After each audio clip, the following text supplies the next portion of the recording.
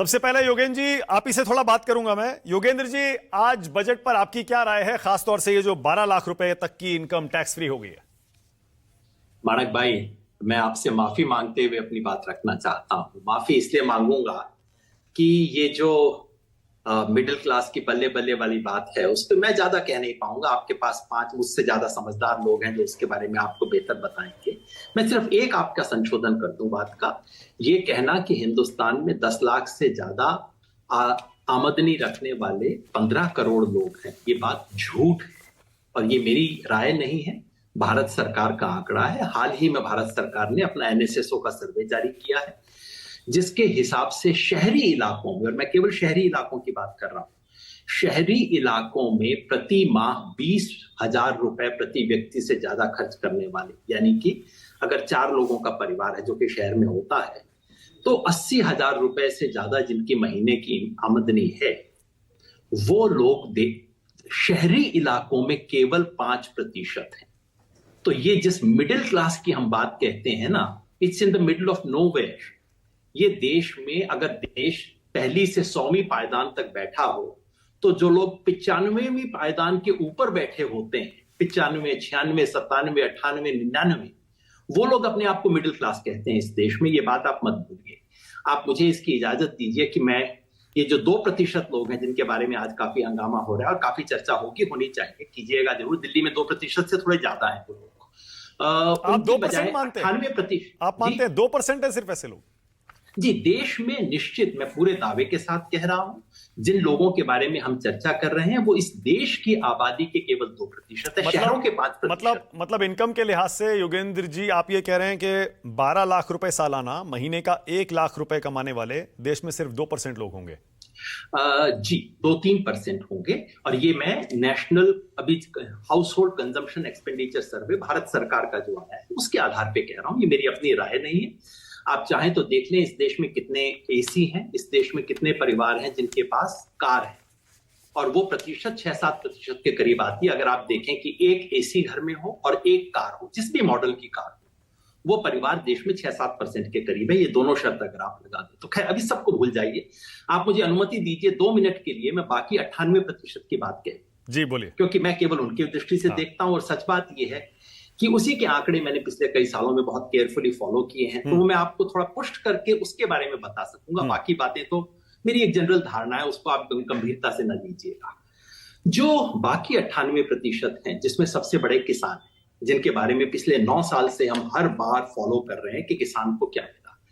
इस बजट में किसान की 4 अपेक्षा थी और ये मेरी बात नहीं है, संसदीय समिति ने 1.5 महीने पहले कहा था इन 4 बातों को। जिस संसदीय समिति में एनडीए के मेजॉरिटी सांसद हैं, किसी एक पार्टी की समिति नहीं है वो, उस संसदीय समिति ने 4 बात किसानों के लिए कही थी। नंबर 1 कि जो किसान सम्मान निधि मिलती है उसको इन्फ्लेशन के हिसाब से बढ़ा दीजिए, 6,000 को कम से कम 8-9 हजार कर दीजिए, 10,000 कर दीजिए। आज के हिसाब से 10,000 होनी चाहिए। वो कतई नहीं हुई है, एक शब्द उसके बारे में बोला नहीं गया है। वो जो 6,000 रुपए था उसकी कीमत आज सिर्फ 3,000 रुपए बची है। दूसरी बात, संसदीय समिति ने कहा एमएसपी की आप लीगल गारंटी दे दीजिए। एमएसपी शब्द का जिक्र नहीं था, लीगल गारंटी तो छोड़ दीजिए।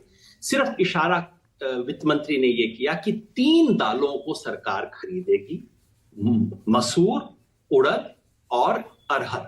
3 दालों को सरकार खरीदेगी जिनकी आजकल खरीद 0% है भारत सरकार के हिसाब से, जिसका मतलब है एमएसपी किसान को नहीं मिलेगी। तीसरी मांग जो थी वो थी ऋण मुक्ति की, कि किसानों को ऋण मुक्त किया जाए। संसदीय समिति कह रही है सारी बातें। आज क्या प्रावधान हुआ? ऋण बढ़ाने का प्रावधान हो गया है कि 3 लाख की बजाय 5 लाख ऋण मिलेगा। चलिए फायदा है, मैं इसका विरोध नहीं कर रहा, मगर अगर आप 3 से 5 लाख ऋण देने को तैयार है तो उसके लिए जो सबवेंशन या जो सब्सिडी भारत सरकार इंटरेस्ट पे देती है वो तो बढ़नी चाहिए ना। वो एग्जैक्टली ज्यों की त्यों है। तो भैया कैसे ज्यादा आप ऋण दे देंगे बिना सबवेंशन को बढ़ाए हुए, आप मुझे बता दीजिए। और चौथी चीज थी पीएम फसल बीमा योजना, इसमें सुधार किया जाए। संसदीय समिति ने कहा था इस योजना के लोग घटते जा रहे हैं, इस योजना को आप दुरुस्त कीजिए। तो निर्मला जी ने दुरुस्त कर दिया। कैसे कर दिया? पिछले साल इस पे 15,500 करोड़ रुपए खर्च होते थे, उन्होंने घटा के इस बार 12,200 करोड़ रुपए कर दिए हैं। तो मतलब दुरुस्त हो गई ये स्कीम भी। ये चारों जो 4 अपेक्षाएं थी, चारों झूठी साबित हुई हैं। ज्यादा दुख की बात यह है कि इस देश में कृषि पर खर्चा घटता जा रहा है, और ये मैं प्रमाणिक आंकड़े आपको दे रहा हूं, पूरी जिम्मेवारी के साथ दे रहा हूं। सन 2019-20 में देश के बजट का 5.25%, 5.25% खर्च हुआ था कृषि एंड एलाइड पर। 2023-24 में घट के वो 3.14% हो गया, और इस बार वो घट के 3.06% हो गया है। या मोटे तरीके से यूं समझिए, पिछली बार और इस बार के बजट में सरकार के पास 2.5 लाख करोड़ रुपए एक्स्ट्रा खर्च किए सरकार ने, कुल मिला के पूरे देश के बजट में। वो 2.5 लाख करोड़ रुपए जो एक्स्ट्रा खर्च कर सकती है भारत सरकार, उसमें से किसान और देहात को कुल मिला के कितना मिला?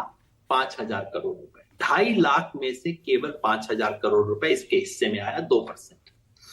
जो पैसा पिछले साल अलॉट हुआ था वो इस्तेमाल नहीं हुआ। और आखिरी बात एक आपको कह दूं, और ये सरकार के बजट में आजकल एक सरकार ने बहुत अच्छी चीज की है कि एक आउटकम बजट आता है जिसके अंदर बताया जाता है कि पिछले साल हमने जो घोषणा की उस पर क्या लागू हुआ। बहुत अच्छी बात है, मैं वास्तव में इसका स्वागत करता हूं। उसके आपको मैं आंकड़े बता रहा हूं।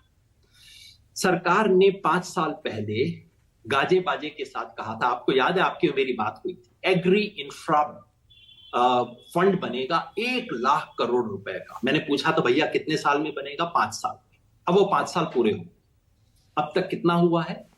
केवल 37,000 करोड़ का एलोकेशन हुआ है, यूटिलाइजेशन नहीं हुआ है। 5 साल के बाद टारगेट के 1/3 पे लोग हैं। पिछले साल अनाउंस हुआ था कि सहकारिता की एक योजना बनेगी, सब्जी फल के क्लस्टर की एक बड़ी नई योजना बनेगी। सरकार ने आज लिख के कहा है कि ऐसी कोई योजना हम लागू नहीं कर पाए हैं। 1 साल पूरा हो चुका है। कहा था कि एक डिजिटल हम करेंगे, सारे देश के किसानों की जमीन को हम डिजिटाइज करेंगे, 6 करोड़ को। सरकार ने अब 1 साल के बाद बताया कि अब तक हम केवल 9% कर पाए हैं।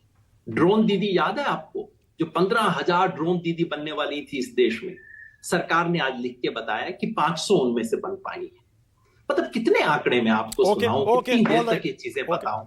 ठीक है, हकीकत यही है कि नई योजनाएं अनाउंस हो गई हैं। इस बार बड़ी सुंदर योजना है धन धान्य कृषि योजना। हाँ। मैंने बजट का आंकड़े देखे कि भैया कितना एलोकेट किया उसके लिए। उस योजना का नाम नहीं है बजट के एलोकेशन में। वो क्रेडिट कार्ड, किसान क्रेडिट कार्ड की लिमिट भी 3 लाख से बढ़ाकर 5 लाख हुई है। मैंने वही कहा आपको कि क्रेडिट कार्ड की लिमिट बढ़ा दी गई है। अब लिमिट अगर बढ़ेगी तो जाहिर है किसान ज्यादा लोन लेगा।